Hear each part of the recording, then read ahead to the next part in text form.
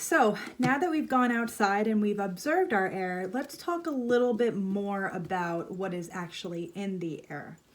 So there's medical advances improving every day to kind of figure out what is affecting people's health. And the worldwide rates for asthma have steadily increased, especially among children.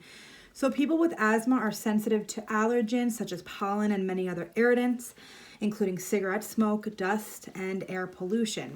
Exposure to even the tiniest amounts of these irritants can cause the airways of asthmatics to constrict. So the good news is that the ridding of the air of irritants can help those attacks under control. The bad news is that many cleaning supplies that we have on hand actually contain irritating chemicals that can increase the amount of pollution that's in the air.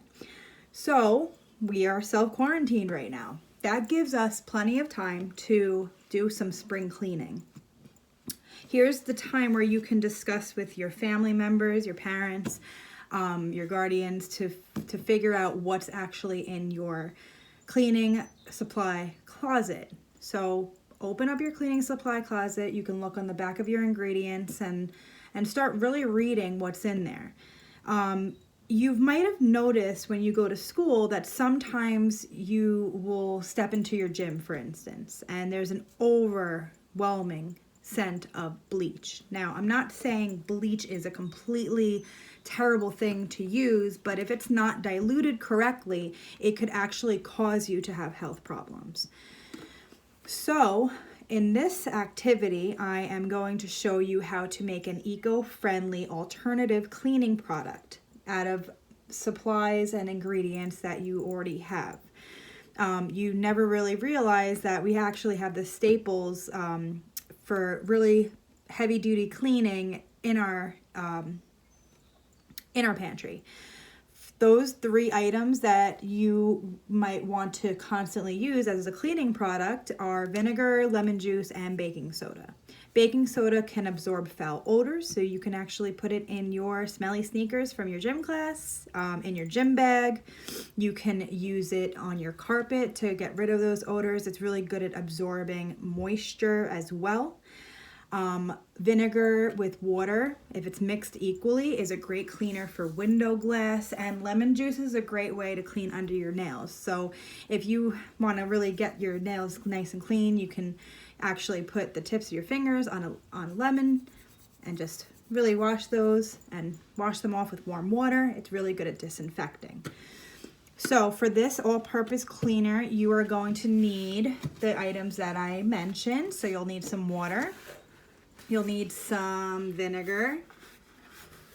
You can use lemon juice for an added ingredient, and it's actually good to make it smell really nice. And you'll need some baking soda.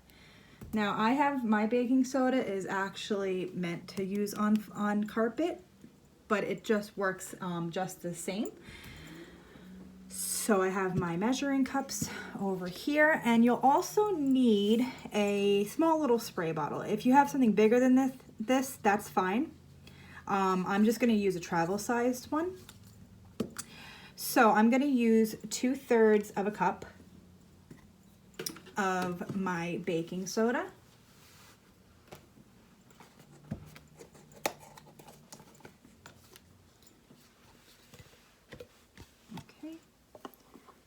Let me measure that out. So 1.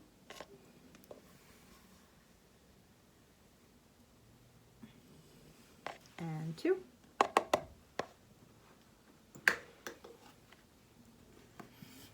And I'm going to use a 1/2 cup of water.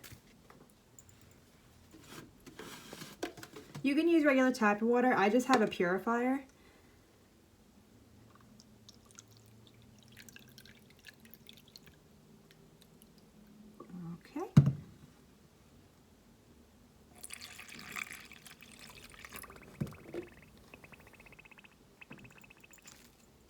Actually starting to bubble in there.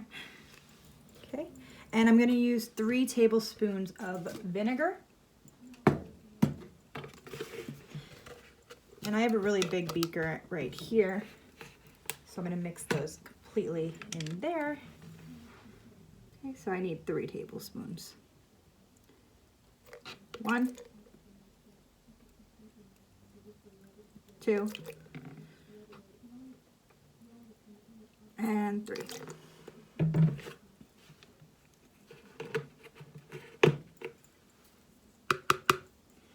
All right, and I'm going to also use some lemon juice just for an added disinfectant.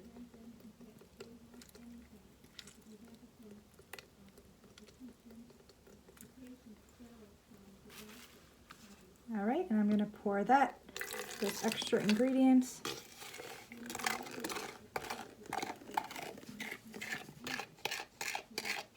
Now it's going to start to bubble, which is fine. That's what baking soda and vinegar actually does. So I'm going to mix this up.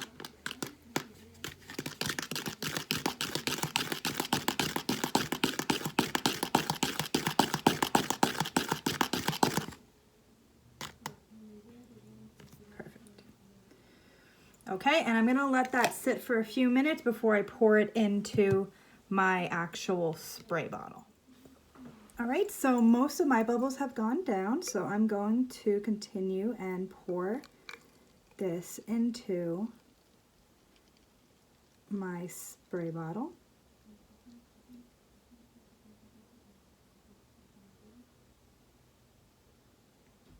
Perfect. Okay, we're gonna close that up. Now, there's one little thing that we forgot. Whenever you are making something that you are going to use as a cleaning product, you want to make sure to label this, because how is anybody going to know that it's not poisonous if you don't label it? Okay, so if you have a small piece of paper and some thread, I'm just going to thread this through. Okay. And I'm going to make a nice label for this that has all my ingredients and the title of it.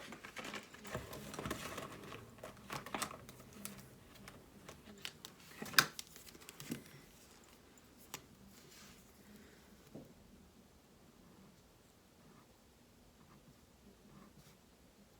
So eco or economy friendly.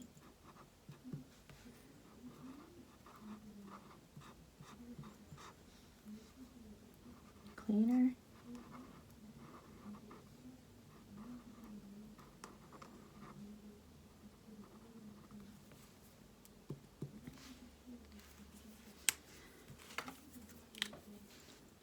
Right, so 2/3 cup of baking soda.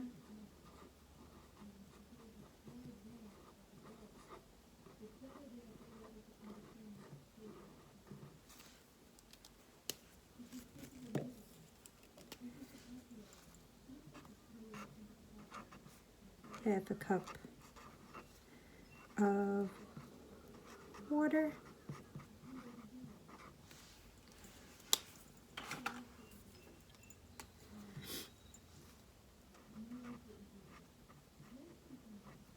Three tablespoons of vinegar.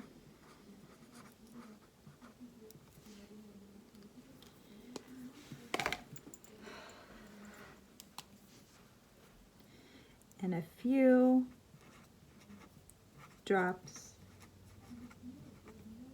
of lemon juice. You can actually also add a few drops, which I'm gonna do. I'm gonna add a couple drops of essential oils.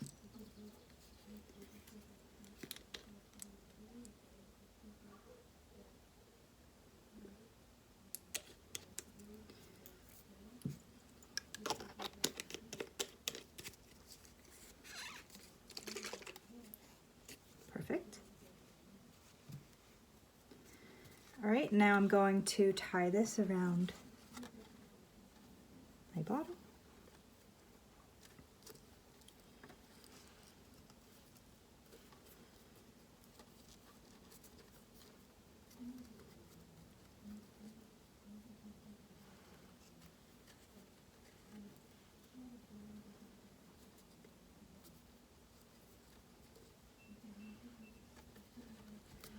All right, and I put a little bow.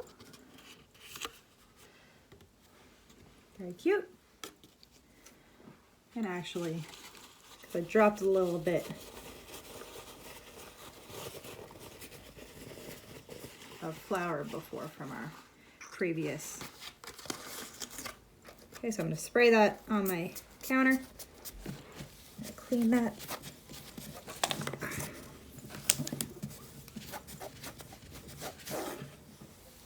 Very nice.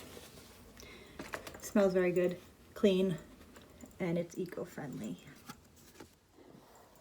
So we made our own eco-friendly cleaner in our previous activity. What's actually cool about this one is we're gonna actually use the spray bottle to make another eco-friendly cleaner. This time it's going to be for your toilet. If you've ever heard of a fizzing bath bomb, these are bath bombs for your actual toilet, and they're very easy to make. Same ingredients like we used before.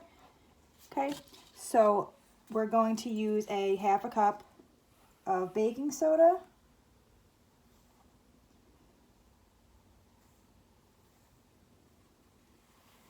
Okay, and I'm going to put that inside of my bowl.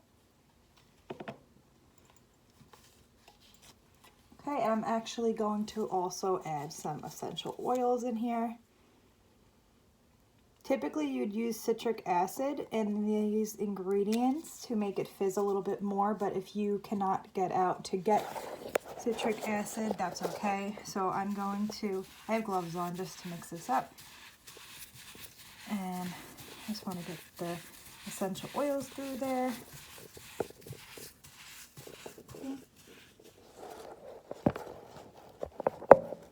All right.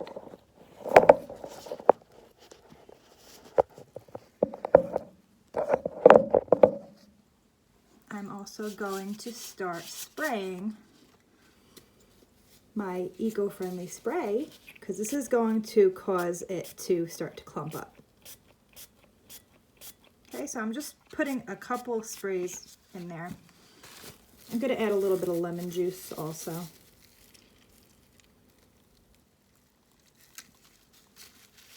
You'll see it start to fizz. Okay, I'm mixing this with my hands.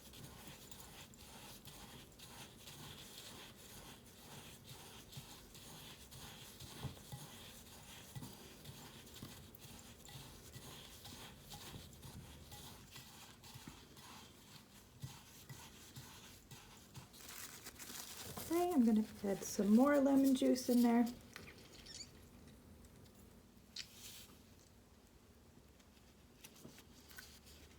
Lemon juice has citrus.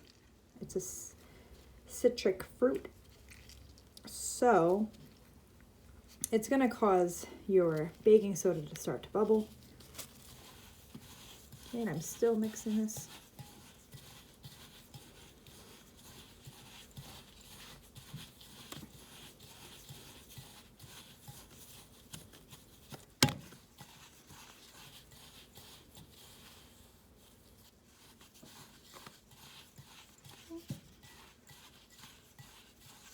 All right, so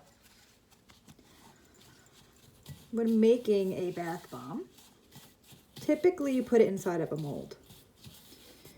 But if you don't have a mold, you can use cupcake tins that are easily removable. I'm actually just going to use my tablespoon, and I'm going to stuff my mixture into there. And you'll need to let these dry for about a day or two until they're completely hardened. Okay, so when it comes out, it's a nice little mold. You probably can't see it that way. Hold on a second.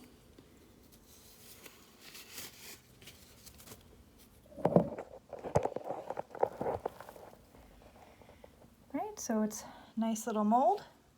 And again, you'll want to also label your bath bombs with the ingredients that you included. Drop them right into your toilet, let them sit for about 5 minutes. Once it's completely dissolved, you can flush your toilet and you'll have a nice clean toilet. So now that we've discussed making an eco-friendly cleaner, I also want to discuss about the pollutants that are in the air and how we could try to protect ourselves and protect others from those irritants and pollution. Now, we have a pandemic going on, so I'm sure that you've seen many people walking around with face masks.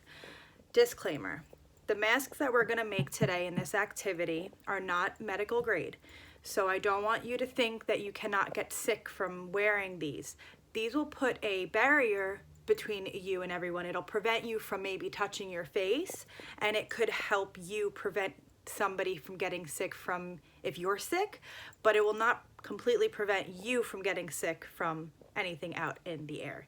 So I just wanted to let you know that, so you don't think that these are completely a protectant, but it could definitely help put a barrier and prevent you from touching your face, because we're not supposed to be touching our faces right now. Nothing in our eyes, nothing in our mouths, keeping our hands away from our faces, washing our hands for 20 seconds every time we wash our hands. So I'm gonna show you first, this is a store-bought mask, right? So, excuse me. All right. Okay, so this would cover your nose and your chin and the sides of your face, so that way nothing is getting in there. My mother has been making her own out of fabric. She's been sewing them together, as you can see the stitch marks. These are really nice ones as well. You can actually go and look for tutorials on how to make them if you'd like to sew them. Covers your nose, your mouth, everything completely. So I'm going to show you an easy one that you can make with just fabric and a couple of hairbands or pieces of yarn. You're going to want a nice big piece of fabric that is in square dimension. Okay, so let me show you how to do that. All right, so you'll need a piece of fabric that is fairly a square dimension, and you'll need 2 rubber bands or 2 hair ties. All right, so what you're going to do is you will be folding in the bottom into the center. You can smooth it out, okay? And you'll take the top part and fold it down. All right, and you'll smooth it out as well.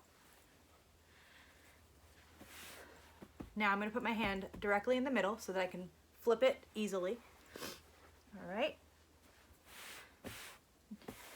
Same thing, you'll go from the bottom up, perfect, and bottom down.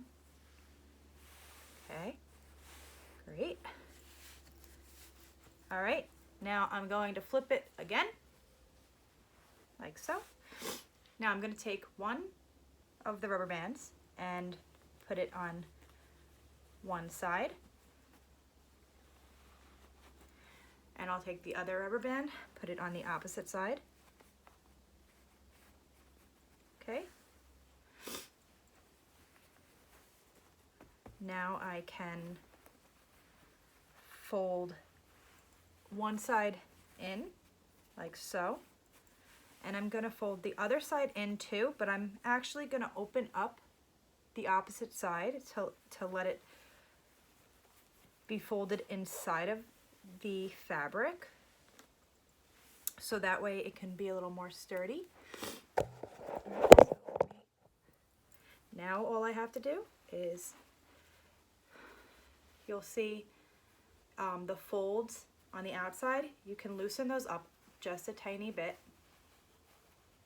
so you can put it over your face and put the rubber band behind one ear And the other ear. Okay. It looks a little funny, but it's a great alternative.